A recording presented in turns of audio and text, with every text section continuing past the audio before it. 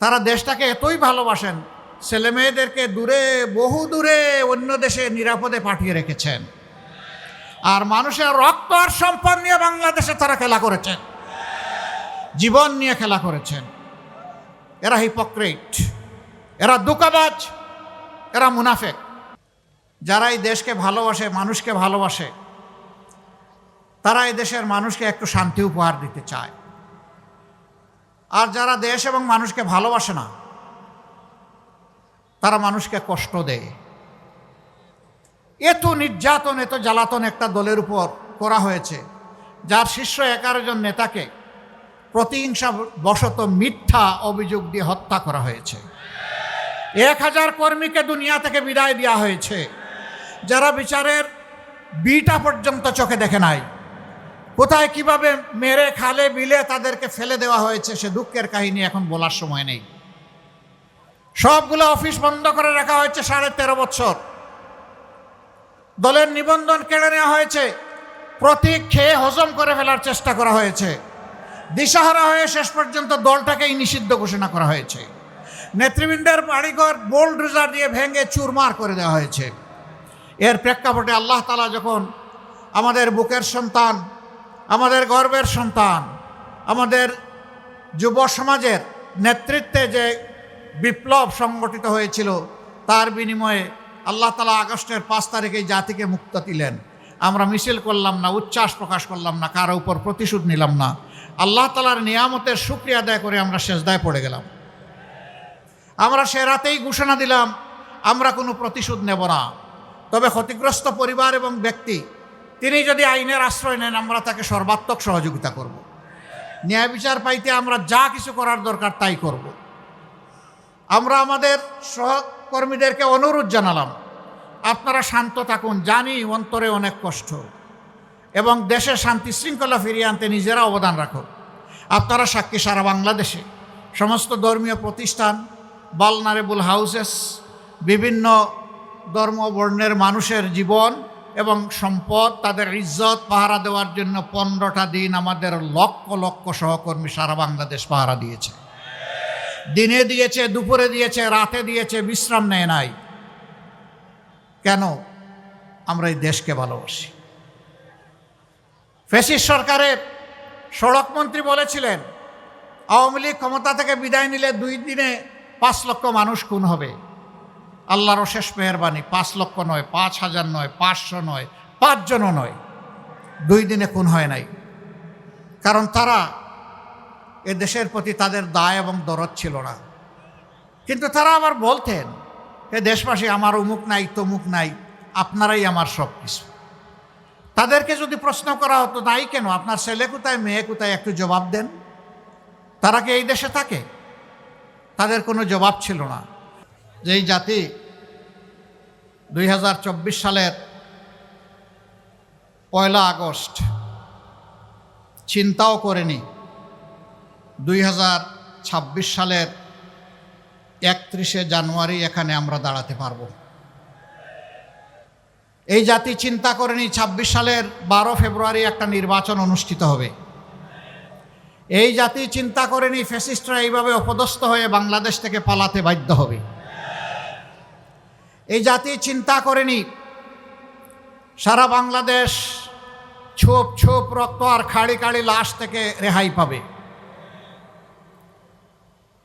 যারা 15.5 বছর ফ্যাসিবাদ কায়েম করে রেখেছিল, তারাই বাংলাদেশের সমস্ত ব্যাংকগুলা ডাকাতি করেছে, শেয়ার মার্কেট লুট করেছে, জনগণের পকেট কেটেছে, চাঁদাবাজির স্বর্গরাজ্যে বাংলাদেশকে পরিণত করেছে,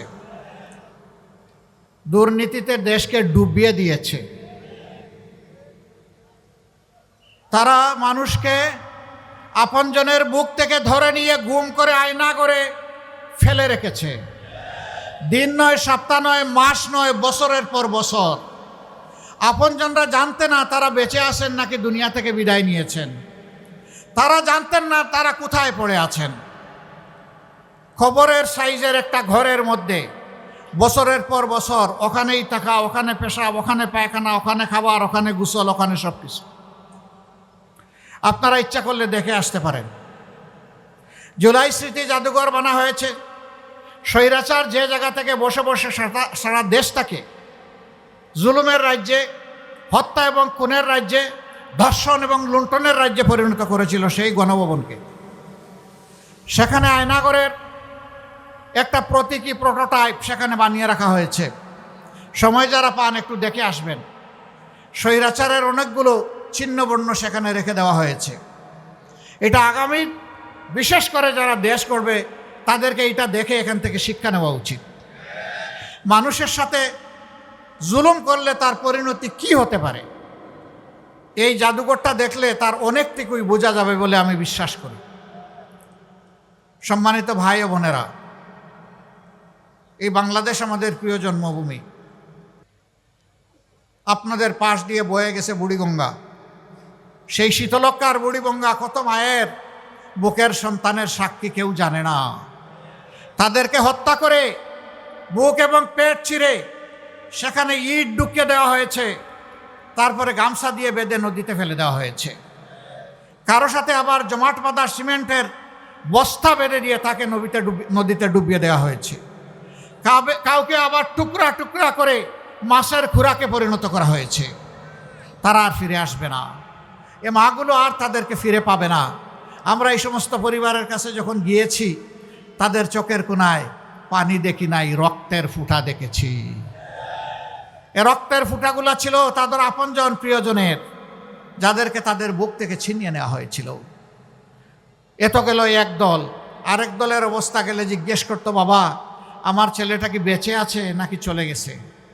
যদি বেঁচে থাকে তোমরা কি জানো কোথায় আছে? আর যদি চলে যায় তোমরা কি জানো আমার বাবার কবরটা কোথায় আছে?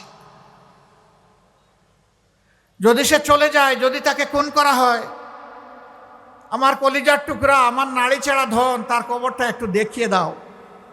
হাত দিয়ে তার মাটি ছুঁয়ে বুকে লাগাবো, কপালে লাগাবো। এ মাদের কাছে আমাদের কোনো জবাব ছিল না। কচি শিশুর হাত ধরে টেনে নিয়ে যেত দেয়ালের পাশে, তার মতো করে একটা ছবি এঁকে রেখেছে, বলতে এটা আমার বাবা। আমার বাবা কি আসবে? এই অবুঝ শিশুকে জবাব দেওয়ার মতো কোনো ভাষা আমাদের ঠোঁটে এবং বুকে ছিল না। এ ছিল বাংলাদেশের দৃশ্য। আল্লাহ তাআলা নাজাত দিলেন, আমরা শুকরিয়া আদায় করলাম। আমরা তৎক্ষণাৎ চলে গেলাম শহীদ পরিবারগুলোর কাছে। এখানে আজকে উপস্থিত একটা পরিবার, তারা আমাকে জানালেন আমরা যাইনি। আমি দারুণ লজ্জিত, আমি ক্ষমা চাই। আমি যাব ইনশাআল্লাহ, আমি যাব, আমরা যাব।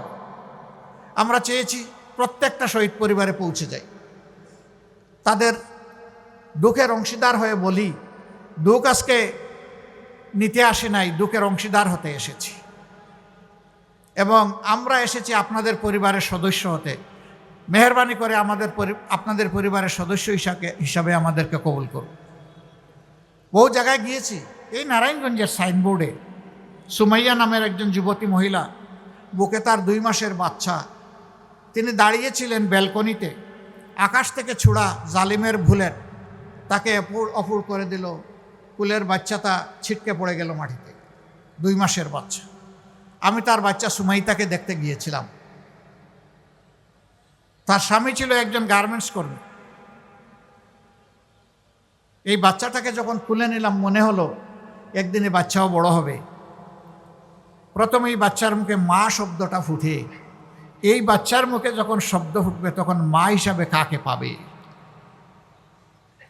আবার রাজশাহীতে নারায়ণগঞ্জের একজন গার্মেন্টস শ্রমিক কর্মী, সে 1 তারিখ আগস্ট মাসের চলে গেছিল তার বাড়িতে। 4 তারিখ সে সবাইকে পানি খাওয়াচ্ছে, কলসি নিয়ে সেখানে চলে গেছে। কলসির পানি শেষ, ছুঁড়ে মেরে কলসি এবং গ্লাস যেটা ছিল চলে গেছে মিছিলে, গুলি এসেছে, শেষ হয়ে গেছে। আমি তাদের যখন খবর নিতে গেলাম, তার মা, তার স্ত্রী, তার ভাই 3 জন আসলেন, বসলেন। জিজ্ঞেস করলাম, যখন মেয়েটাকে জিজ্ঞেস করলাম, মা তুমি কেমন আছো? বলল, আপনি আমাকে মা ডেকেছেন, একটু সান্ত্বনা পেলাম, আমি আলহামদুলিল্লাহ ভালো আছি। কিন্তু বলে যে কান্না শুরু করলো, এখন তো থামে না। অনেকক্ষণ পরে বলল, আমি তো 5 মাসের অন্তঃসত্ত্বা, আমার গর্ভের সন্তানের কি হবে? আমাদের গরিবের পরিবার, কিন্তু আমরা খুব সুখে ছিলাম। সম্মানিত ভাইয়েরা, এই 2 পরিবার সহ কিছু কিছু পরিবারের দায়িত্ব আল্লাহর উপর ভরসা করে নিয়েছি। বলেছি, তোমাদের এই সন্তান যতদিন পর্যন্ত প্রাপ্তবয়স্ক না হবে, লেখাপড়া পূর্ণত্ব লাভ না করবে, সম্মানজনক কাজে যোগদান না করবে, ততদিন পর্যন্ত এই পরিবারের আমরা সদস্য এবং এই পরিবার দেখার দায়িত্ব আমাদের। আলহামদুলিল্লাহ, একথা জেনে অনেকে এগিয়ে এসেছেন। আমাদের দায়িত্ব তারা চিন্তাই করে আমাদের হাত থেকে নিয়ে গেছেন, বলছেন আমাদেরকে সুযোগ দেন। আমরা তাদেরকেও সুযোগ দিয়েছি। এ দুঃখের কাহিনী বলে শেষ করা যাবে না।